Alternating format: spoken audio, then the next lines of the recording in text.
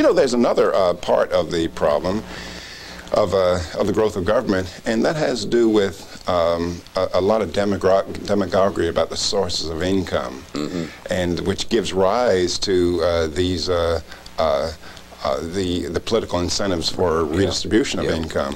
And the demagoguery that I see is that nobody actually says it, but they almost say that there's a pile of money somewhere in the United States, and the rich or the well-off, they're rich because they got to that pile first, and they took somebody else's fair share, and so justice requires redistributing the income. And I think that's a major problem in our, just in terms of thinking about these problems. And as I frequently tell people, that for the most part, there's some exceptions.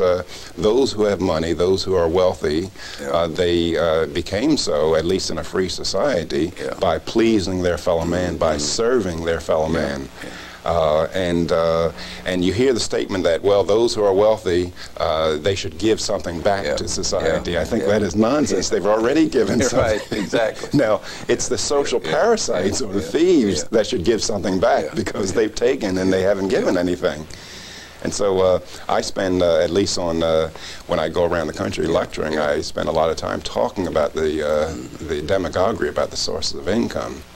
That's a very, very important. Oh, I do. I think that's very important, and it's very difficult. And I think a lot of us don't understand how difficult it is for the ordinary person to keep from being attracted by that kind of view. Because I can appreciate that view because I came out of that view. I started out from a very strong populist family, populist background, in which the Wall Street barons were, in fact, stealing from all the rest of us, and so we wanted to get the money away from those bastards. That was our sort of attitude I came up with.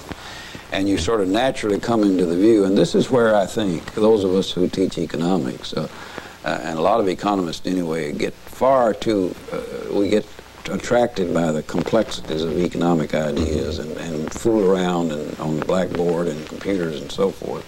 We don't sort of spend enough time teaching the public or the students we get this very, very elementary point that you're making here, the very, very elementary point that in order to have income, somebody's got to produce the income. It's as if it's out there, as you say. It's out there somehow to be picked up, and the people happen to find it, they get it, and therefore we should share it. Yes.